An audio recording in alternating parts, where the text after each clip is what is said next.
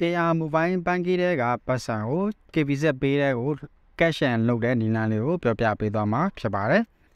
AR mobile banking မှာမဟုတ်ပါဘူးတခြားကျွန်တော်တို့ဒီ other bank တွေပေါ့နော်ဘယ်ဘဏ်ပဲမဆိုကျွန်တော်တို့ဒီ KBZ ပေးဒါမှမဟုတ်ရင် AR ပေးတဲ့ကိုကျွန်တော်တို့ MPU သုံးပြီးတော့ကိုယ်တိုင်းဒါငွေထည့်လို့ရတယ်ပေါ့နော်ဒါပေမဲ့အဲ့လိုထည့်လို့ရဖို့အတွက်ဆိုရင်တော့ထည့်ဖို့ရအတွက်ဆိုရင်တော့ကိုယ့်ရဲ့ဒီ ATM က MPU e-commerce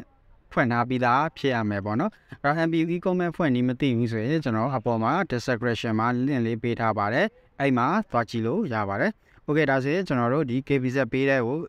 ဒီ AR mobile banking တွေကပတ်စံကိုထည့်တဲ့နည်းလမ်းလေးကိုကျွန်တော်ထပ်သွင်းပြပါမယ်ဆိုတော့ကျွန်တော်ဒီ Kpay တဲ့ကိုသွားလိုက်မယ်လက်ရှိကျွန်တော်ဒီ Kpay balance မှာတော့ဒါ3000ကျော်ရှိမယ်ပေါ့နော်အဲ့တော့ဒီထက်ကိုကျွန်တော် AR ထဲကပတ်စံကိုဒီ Kpay တဲ့ကိုထည့်ခြင်းတယ်ဒါဆိုရင်ကျွန်တော်တို့ဘယ်လိုထည့်မလဲပေါ့နော်ဆိုတော့ကျွန်တော်တို့ဒီအပေါ်မှာ cash and ဆိုတာလေးရှိပါတယ်ဒီအပေါ်က cash and ဆိုတာလေးကိုနှိပ်လိုက်ပါ cash and ကိုနှိပ်ပြီးပြီဆိုရင်ကျွန်တော်တို့ဒီအောက်မှာ MPU cap ဆိုတာလေးရှိပါမယ်MPU ကတ်ကိုသွားလိုက်ပါပြီးရင်ကျွန်တော်တို့ဒီမှာအမောက်နေရွေးလို့ရတယ်ဒီမှာ9000 3သိန်း2သိန်း3သိန်းပေါ့နော်သူပေးထားတာရှိတယ်တကယ်လို့ဒီထဲမှာကကိုလိုချင်တဲ့အမောက်မရှိဘူးဆိုရင်ဒီအာသာအမောက်မှာကျွန်တော်ကိုလိုချင်တဲ့အမောက်ကိုရိုက်ထည့်လို့ရတယ်နမူနာအနေနဲ့ကျွန်တော်ဒီမှာ2000ခွဲကိုထည့်ပြမှာဖြစ်တယ်အဲ့တော့ကျွန်တော်2000ခွဲထည့်လိုက်မယ်ပြီးရင် submit ကိုနှိပ်လိုက်ပါမယ်ပြီးရင်တော့ဒီမှာကျွန်တော်ဒီ MPU ကနေထည့်တာဖြစ်တဲ့အတွက်ချက်ဖြတ်ပါတယ်2000ခွဲထည့်တာကိုသူ150ဖြတ်မယ်လို့ပြောတယ်โอเคသဘောတူတယ်ဆိုရင်ကျွန်တော်တို့ဒီမှာအမှန်ချင်းလေးထည့်ပြီးတော့ confirm နှိပ်လိုက်ပါမယ်ဒါဆိုရင်ကျွန်တော်တို့ဒီ MPU ရဲ့ဒီ web portal တွေကိုရောက်သွားမယ်ပြီးရင်ဒီမှာကျွန်တော်တို့ card number ပေါ့အဲ card number မှာကျွန်တော်တို့ဒီထည့်မဲ့ကတ်ရဲ့နံပါတ်ကိုထည့်ပေးရမယ်ကျွန်တော်တို့ဒီ ATM ကတ်ရဲ့အပေါ်မှာရှိတဲ့ကဏ္ဍတွေကိုရိုက်ထည့်ပေးရမှာပါအဲ့တော့ကျွန်တော်ကဒီမှာကတ်နံပါတ်နေရာမှာ AR ATM ကတ်ရဲ့နံပါတ်လေးတွေကိုကျွန်တော်ဒီမှာ copy ကူးပြီးတော့ paste လုပ်ထားလိုက်ပါမယ်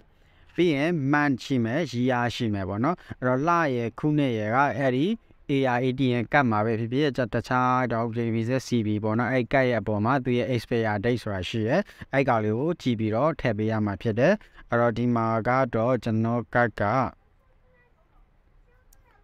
month ကဒါကျွန်တော်ရွှေ့လိုက်မယ်ပြီးရင် year ပေါ့နော်အဲ့တော့ကိုကတ်ပေါ်မှာရှိတဲ့လနဲ့ခုနှစ်ကိုရွှေ့ထည့်ပေးရမှာဖြစ်တယ်မှန်တယ်ဆိုရင်သူကဒီလိုမျိုးအမှန်ကျစိမ့်လေးတွေပြမယ်တခုပုံမှားနေရဆိုရင်ဒါကျွန်တော်တို့မရဘူးပေါ့နော်ပြီးရင်ကျွန်တော်တို့ဒီမှာ get OTP ဆိုတာလေးကိုနှိပ်လိုက်ပါ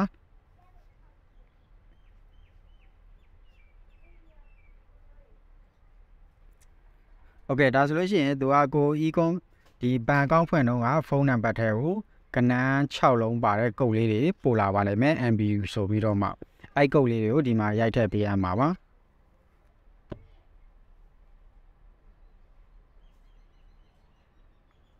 โอเคဒါကတော့ကုတ်ဖုန်းထဲကိုဝင်လာတဲ့ message တွေကကုတ်တွေကိုရိုက်ထည့်ရမယ်မှန်တယ်ဆိုရင်ကုတ်တွေမှန်တယ်ဆိုရင်သူကဒီမှာအမှန်ချက်စိမ့်လေးပြသွားမယ်ပြီးရင် confirm payment ကိုနှိပ်လိုက်ပါ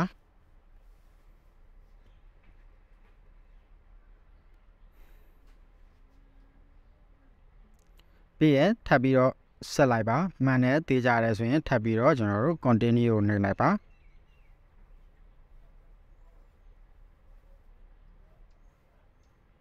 โอเคဒါဆိုရင်ကျွန်တော်တို့ AR ရဲ့ပတ်စံကကျွန်တော်တို့ KBZ ပေးတဲ့ကိုဒီမှာရောက်ရှိလာပြီဖြစ်တယ်ပေါ့နော်အဲ့တော့ transfer from MPU card to KBZ pay ဆိုပြီးတော့ဒီမှာကိုထည့်တဲ့ amount လေးနဲ့ပြလာမယ်ပြီးရင် charge fee 150ဖြတ်ထားတယ်ဆိုတာပြတယ်ပြီးရင် okay နှိပ်လိုက်ပါမယ်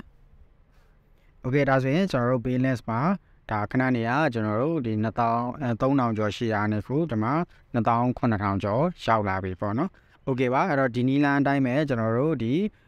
တခြားကိုယ့်ရဲ့ဘဏ်ထဲကပတ်စံတွေကို KBZ ပေးတဲ့ကိုပြောင်းချင်တယ်ဆိုရင်ဒီနီလန်လေးတိုင်းသုံးလို့ရပါတယ်ပြောင်းလို့ရပါတယ်ကြည့်ရှုပေးတဲ့အတွက်အားလုံးကိုကျေးဇူးတင်ပါတယ်